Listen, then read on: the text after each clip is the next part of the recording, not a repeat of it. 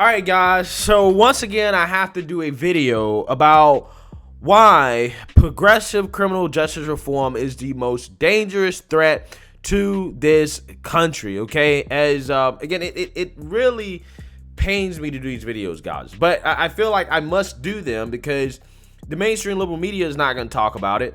Fox News is the only major news channel that's going to talk about it, and I must bring these issues to the light, right? I must demonstrate just how dangerous this stuff is and that innocent people are losing their lives over this, okay? Because we have lunatics, criminals, thugs out on the street that are literally murdering people in cold blood.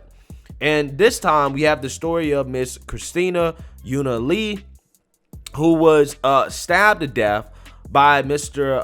Asamad Nash, I think this is his name, a homeless man who apparently has a long criminal rap sheet out in the streets when he shouldn't be.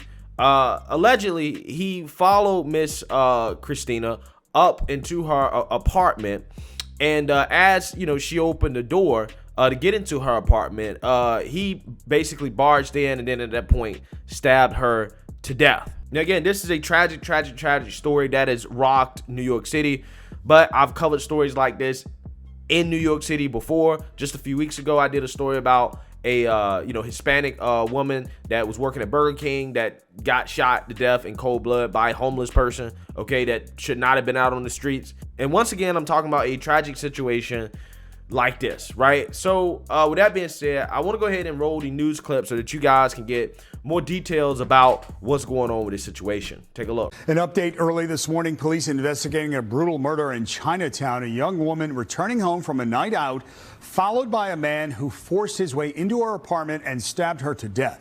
News 4's Jessica Cunnington spoke with neighbors who say the attacker should never have been out on the streets. A bouquet of yellow roses lay outside this Chinatown apartment building for Christina Yuna Lee. A regular Saturday night out ended with her being dropped off here at her building, then followed and found dead. She opened the door and he just slipped in right behind her. She never even knew he was there. She walked up 6 flights of stairs and this man mercilessly stalked her. Brian Chin, the landlord of the building, says the man then rushed into her apartment as soon as she opened her door. Her screams pierced through the building just after 4 a.m. Sunday. 2 young women living across the hall called 911. Officers got there in minutes. The emergency service unit had to knock down the steel door, and they found Lee in her bathroom, stabbed to death. You know, I'm angry. I'm devastated for this woman and for her family. Devastated. Heartbroken for everybody in the building. According to 3 sources, Asamad Nash was the man who stalked and stabbed her. Covered in blood, officers took him into custody right there at the scene and later to the hospital to be treated. Nash has 5 prior felonies and 3 pending court cases right now. Someone who neighbors say should not have been out on the streets. This is about the community, and our elected officials need to do something much different because this was all avoidable. Mayor Eric Adams tweeting out that this is the definition of horrific and saying we won't let this violence go unchecked. Other elected officials and members of the Asian American community gathered right across the street from the crime scene Sunday, mourning and asking that the voices of this neighborhood be heard. We can debate about the statistics and all the policies around them, but we have to acknowledge there is real fear right now in Chinatown. Her neighbors and her family in shock and grieving her life. Her New York chapter was just beginning. She was a wonderful soul, a wonderful person. She had the entire rest of her life ahead of her.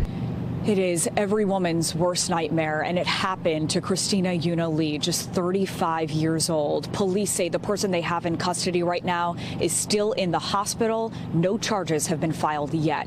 In Chinatown, I'm Jessica Cunnington, News 4, New York. All right, guys. So obviously that is an incredibly sad story for a young woman coming back at night, you know, being followed by some lunatic who should have been in jail and stabbed to death like that. It is a truly tragic story that we honestly shouldn't be hearing about as much as we are hearing about in this country. And the reason why, once again, is because of the soft on crime policies that allow criminals to just walk on the streets. And that is exactly what happened with this guy.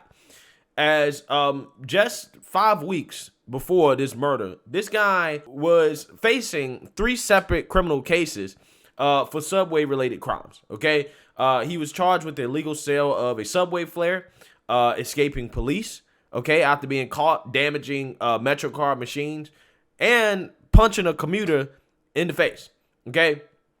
Now, at his January 7th arraignment, the judge ordered Nash be free, okay, without having to come up with bail, right? So he was let out with no bail.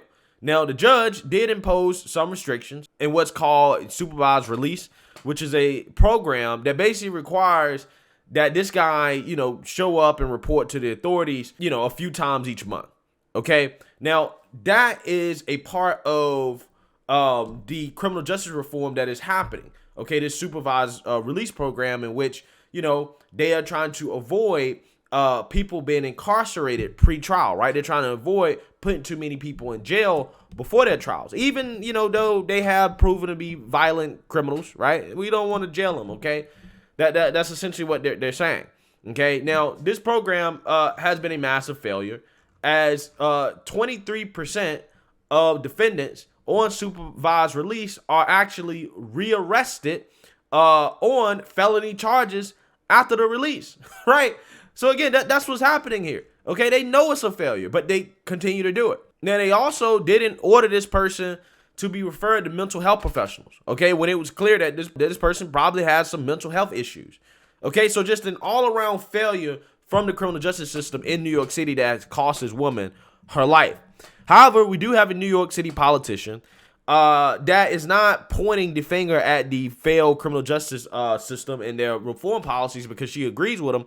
What she's actually doing is pointing the finger at the fact that apparently the child tax credit expiring is the reason why we're seeing more crimes. Okay, and that politician is no other than AOC, right? Who before tried to deny that there was an increase in crime or that there was a crime problem at all. Now that it's become clear, especially in her own city, that there is a crime problem, she's placing the blame literally on the fact that the government is not giving people enough money, right? That's what she's saying, okay? And the landlord for Miss Christina Yuna Lee wasn't having it, as he actually went on Fox News and slammed AOC for suggesting that crime is up because of an end to the child tax credit. Take a look. Christina Lee's landlord, Brian Chin, and her former employer, Eli Klein. Good morning to you both. Brian, something like this just absolutely shakes a community to the core. I mean, did you ever think anything like this would happen in one of your apartment buildings? Good morning. My family's owned this building since the 1970s. We have lived through the 70s, 80s, 90s, all the bad times in New York, and nothing has happened like this and certainly not in our neighborhood or our building. So we are, as a community, not only shocked and grieving, but also very, very scared and rightfully angry at our elected officials who have driven us to this point and put this criminal on the streets. Yeah, you know, Brian, I was wondering, I wonder if you heard Jackie's report talking about AOC, talking about crime and saying that it could have happened because of, you know, this increase in crime could happen because of the child tax credit no longer being in effect. I mean, what's your response to that? My response is that is an unbelievably naive statement and completely irresponsible on behalf of her. But it also shows the amount of distance that our elected officials have from the actual community themselves. All of the crimes that he committed, including that assault in the subway station, were just steps away from the building. This man was a menace to the community. He was an outright danger. But the police did their jobs excellently. They kept arresting him repeatedly. It was the politicians' lax on crime policies that kept putting him out on the street because the judges have to follow the rule of law, which the politicians have set in the city. Yeah, and you look at this criminal, this suspect, Assad Nash, 25 years old, Eli, out on bail on all previous cases, including an assault case, 3 open cases in Manhattan criminal court, arrested 4 times in the last year alone. Yeah, dude is 100% right.